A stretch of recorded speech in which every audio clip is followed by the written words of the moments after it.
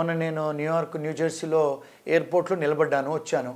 కొంతమంది already పలకరించుడు start చేశారు. నేను అనుకున్న ఊరికే హలో అంటున్నారేమో అని.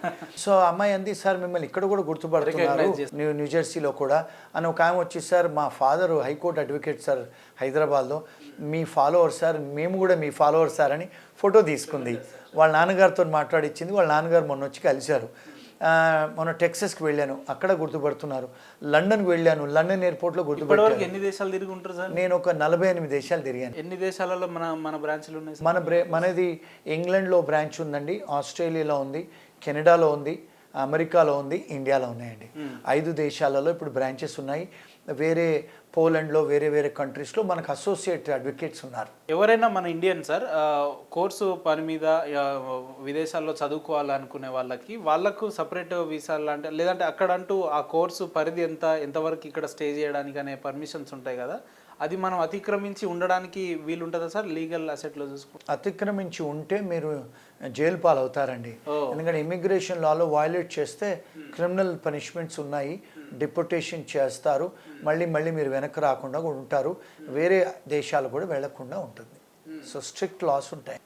అవన్నీ కూడా నేను చాలా టీవీ మాధ్యమాలలో, చాలా ఛానల్స్లలో చెప్తా ఉంటాను. నేను యుఎస్లో కనీసం ఒక 3 to 4, 5 ఛానల్స్లలో ఎవ్రీ వీక్ మాట్లాడుతూ ఉంటాను. నేను చాలా కాలేజెస్కు నేను ఆన్లైన్లో లెక్చర్స్ కూడా ఇస్తూ ఉంటాను, ఆర్టికల్స్ కూడా రాస్తూ ఉంటాను ఇంగ్లీష్లో, తెలుగులో. సో ఈ సబ్జెక్ట్ మీదనే రాస్తూ ఉంటాను, మాట్లాడుతూ ఉంటాను. లా కాలేజీలకి మేము లెక్చరర్లు ఇవ్వడానికి వెళ్తూ ఉంటామని అన్నారు కదా, ఏమన్నా పర్టికులర్ ఫీజు లాంటిది ఏమన్నా తీసుకుంటారా శ్రీనివాస్ సార్? అంటే ఫ్రీ అండి. ఇప్పుడు నిన్నగాక మొన్న నాగార్జున యూనివర్సిటీ వాళ్ళు పిలిచారు, 2 కార్లలో నేను పెట్రోల్ వేసుకొని నా మొత్తం స్టాఫ్ని తీసుకొని వెళ్ళానండి. 2-3 రోజుల ఖర్చులు నేనే తీసుకొని వచ్చేసాను. వాళ్ళు ఒక పువ్వుల దండాను, ఒక శాల్వాను, ఒక షీల్డ్ ఇచ్చారు, ₹1 తీసుకోలేదు. అదే మీ సంపాదన? అవే నా సంపాదన. బయట చూస్తే మీకు 15-20 షీల్డ్స్ ఉన్నాయి, అవన్నీ కూడా వాళ్ళు ఇచ్చినవే. సో ఒక మనిషికి ఇన్ని రకాలుగా న్యాయపరంగా సేవ చేయడం, సేవలను అందించడం, మీ శారీరక మానసిక శ్రమని ఇతరులకు దానం చేయడం అనేది సాధ్యం కాని పని. కానీ మీకు ఇది ఎట్లా పాసిబిలిటీస్ అవుతుంది? పొద్దున్న లేస్తే ఇంతమందిని ఎలా మేనేజ్ చేయగలుగుతున్నారు? లీగల్గా ఎలా మీరు ముందుకు పోగలుగుతున్నారు? What is your secret sir? నేను సీక్రెట్ చెప్తే మీరు షాక్ అవుతారు. నేను యాక్చువల్గా వెజిటేరియన్ని. నేను సిగరెట్ తాగను, మందు తాగను, నాకు జూదం ఆడేది లేదు, వేరే ఆడవాళ్ళతో కూడా పోయేది అంటే అలాంటివి ఏం లేవు. సో 6 days 7 days నేను 12 to 14 hours పనిచేస్తాను, చదువుకుంటాను రోజు. నాకున్న ఒకటే ఒక వ్యాపకం చదువుకోవటము, పని చేయటము. వారానికి 2 సార్లు 3 సార్లు జిమ్కి వెళ్తాను. దట్ ఈస్ ద సీక్రెట్ అండి. ధ్యానం చేసుకుంటాను నైట్లో. This is the secret of my success. ఇంకా వేరే ఏం లేదు. ఎవరు కాల్ చేసినా మాట్లాడతాను. సార్ ఇప్పుడున్న పరిస్థితులను బట్టి చూస్తే సమాజంలో యాజ్ ఎ సీనియర్ లాయర్గా యువతంతా కూడా శ్రమని చేయాల్సింది పోయి, అంటే తక్కువ సమయాలలో ఎక్కువ గెయిన్ చేయడానికి ఇంట్రెస్ట్, రకరకాల దానికోసం ఏ పనైనా చేయడానికి సిద్ధపడుతున్నారు కదా. చదువుని తక్కువ చదవడం, ఇతర పనులను ఎక్కువగా ఇంట్రెస్ట్ చూపించడం లాంటివి జరుగుతూ ఉంది. సో ఏం చెప్పదలుచుకున్నారు మీరు యాజ్ ఎ సీనియర్ లాయర్గా? హార్డ్ వర్క్ అండి. సరస్వతి అమ్మవారిని నమ్ముకుంటే ఎక్కడికి పోయినా భోజనం దొరుకుతుంది. నేను అమ్మవారిని నమ్ముకున్నాను, ఆ సరస్వతి అమ్మవారు నాకు భోజనం పెడుతుంది. ఎన్ని దేశాలకు పోయినా కూడా క్లయింట్స్ నన్ను సలహాలు తీసుకోవడానికి వస్తారు, కన్సల్టేషన్ ఫీజు ఇస్తారు, నాకు కడుపు నిండా భోజనం దొరుకుతుంది. నాతో పాటు కనీసం ఒక 50 to 75 పీపుల్కి నేను భోజనం పెట్టగలుగుతున్నాను. అదైతే గర్వంగా చెప్పగలుగుతారు. 100% అండి. ఎలా వస్తుందంటే అబద్ధం చెప్పము, మోసం చెయ్యం. ఆ అమ్మవారు మనకి ఇస్తుంది. ఆ అమ్మవారు సరస్వతి అమ్మవారు లక్ష్మీ అమ్మవారిని ఇస్తుంది. దాన్ని బట్టి 100 మందికి నేను సలహా ఇవ్వగలుగుతున్నాను. చాలా చర్చెస్ కూడా నేను లాయరు, ఒక 2-3 టెంపుల్స్ కూడా నేను లాయరు న్యూయార్క్లో, కొన్ని మాస్కులకు కూడా నేను లాయర్ అండి. మతంతో సంబంధం లేదండి నాకు.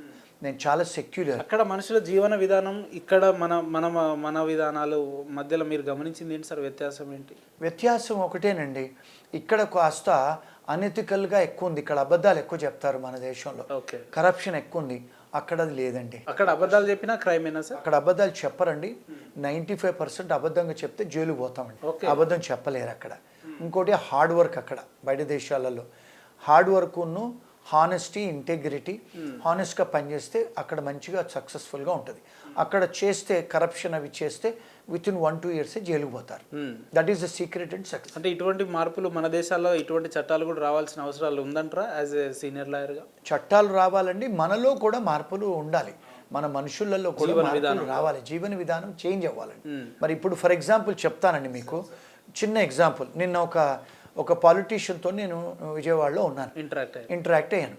ఆ కారుకు ఇండియన్ గవర్నమెంట్ ఇండియన్ జెండా పెట్టుకున్నాడు కారుకు.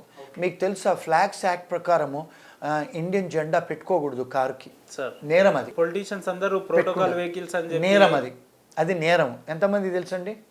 ఫ్లాగ్ యాక్ట్ ప్రకారము మనం డిస్రెస్పెక్ట్ చేస్తున్నట్టు ఫ్లాగ్ని, నేరం అది. రెండోది వాడు చాలామంది ఇక్కడ మేము జర్నలిస్టు, మేము ఇక్కడ గవర్నమెంట్ ఆఫ్ ఇండియా అని పెట్టుకుంటారు. అవన్నీ కూడా మోటార్ వెహికల్ యాక్ట్ ప్రకారం నేరం అది. ఎందుకు? మీరు పోలీస్ మ్యాన్ని ఇన్ఫ్లుయెన్స్ చేస్తున్నారు అవి రాసి కారు మీద.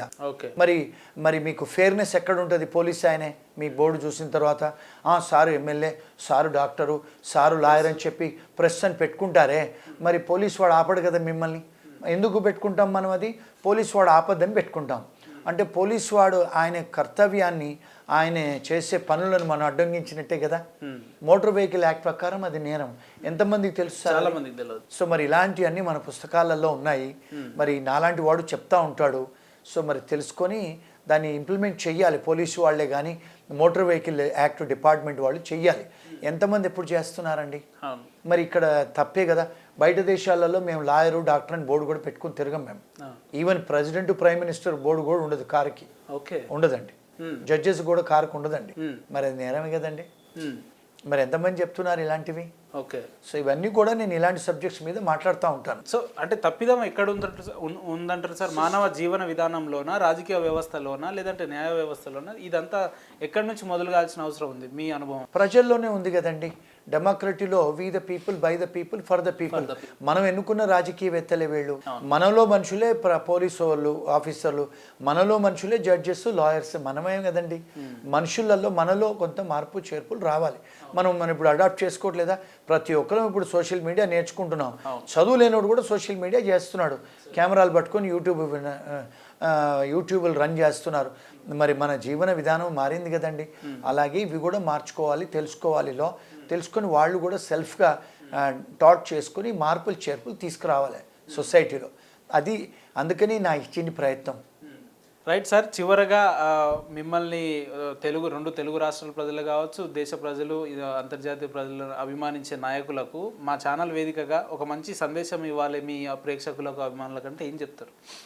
రెండు విషయాలండి. ఒకటి ఏంటంటే press is the fourth estate of democracy. మీరు వాచ్ డాగ్ ఎవరికి? పాలిటీషియన్స్ మీద, జ్యుడిషియరీ కానీ, లెజిస్లేటివ్ సిస్టమ్ మీద, అన్ని సిస్టమ్ల మీద, ఎగ్జిక్యూటివ్ మీద మీరు వాచ్ డాగ్. మీ ద్వారా ప్రజలు చైతన్యం అవుతుంది. సో మీ ద్వారా ఇలాంటి మెసేజెస్ ఒకవేళ బయట చూసి కొంత చైతన్యము, కొంత మీరు రిఫార్మ్ చేసుకోగలిగితే that is the first thing అండి. మీడియా మీ ఎవరైతే వ్యూవర్స్ ఉన్నారో అదొకటి. రెండోది, నాకు తెలీదు అనకండి. ఈ మధ్యకాలంలో అందరి దగ్గర ఫోన్ ఉంది. ఆ ఫోన్లో అన్ని చాట్ జీపీటీ, ఆర్టిఫిషియల్ ఇంటెలిజెన్స్లో మీరు క్వశ్చన్ అడిగినా కూడా జెమినీ చెప్తుంది, అన్నీ చెప్తున్నాయి. నాకు తెలీదు అనకండి. ఇగ్నోరెన్స్ ఆఫ్ లా అని చెప్పకండి, నాకు తెలియస్తారని.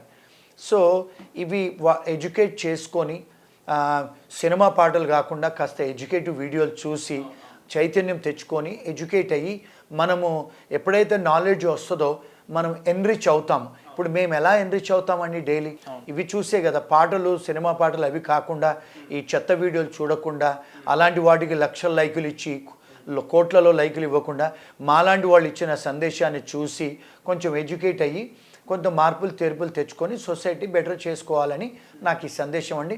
ఇంకా ఎవరన్నా వచ్చినా కూడా నేను కావాలంటే కూడా వాళ్ళకి నేను ఆ మీడియా ద్వారంగా నేను ఇంటర్వ్యూలు ఇస్తాను, టైం ఇస్తాను. అంతర్జాతీయ పరంగా సమస్యలు ఉన్న వాళ్ళు మిమ్మల్ని కలవాలంటే అది మిమ్మల్ని ఎలా అప్రోచ్ అవ్వాలి సార్? హైదరాబాద్లో ఎన్ని రోజులు అవైలబుల్లో ఉంటారు మీరు, లేదంటే ఇతర దేశాలలో ఎప్పుడెప్పుడు అవైలబుల్? మీ టైమింగ్స్ ఏంటి? నేను నా సెల్ ఫోన్లలో India cell phone, America cell phone, వాట్సాప్లు కూడా రెడీగా ఎప్పుడు అవైలబుల్ ఉంటానండి. నా ఫోన్ నెంబర్స్ కూడా నా పేరు శ్రీనివాస్ కావేటి అని గూగుల్ చేస్తే అందులో నా అమెరికన్ ఫోన్ నెంబర్లు, ఇండియా ఫోన్ నెంబర్లు వస్తాయి. ఇక్కడ హైదరాబాద్లో ఇంకొక 3-4 డేస్ ఉంటున్నాను. దాని తర్వాత వరంగల్, ఖమ్మము, కరీంనగరు, నిజామాబాదు, విజయవాడ కూడా వెళ్తున్నాము. అక్కడికి వెళ్ళినప్పుడల్లా కూడా అక్కడ మేము సెమినార్స్ ఇస్తున్నాము. ఎక్కడికి వెళ్ళినా కూడా వాళ్ళు రావచ్చు నా ఆఫీస్కు హైదరాబాద్లో. వాళ్ళు వస్తే సలహాలు ఇస్తాను, సూచనలు ఇస్తాను.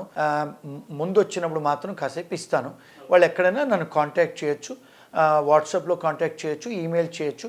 నేను ఇమీడియట్గా వాళ్ళకి రెస్పాండ్ చేస్తాను, వాళ్ళకి హెల్ప్ చేస్తాను. Right sir, thank you. మిమ్మల్ని ఎక్కువ ఇబ్బంది పెట్టదలుచుకోలే, ఎందుకంటే క్లయింట్స్ చాలామంది మిమ్మల్ని వెయిట్ చేస్తూ ఉన్నారు. అడగంగానే మమ్మల్ని ఆఫీస్కి ఇన్వైట్ చేసి మీ మంచి సందేశాన్ని జనాలకు వివరించినందుకు మీకు ప్రత్యేక ధన్యవాదాలు sir. Thank you sir. Thank you sir. Thank you very much.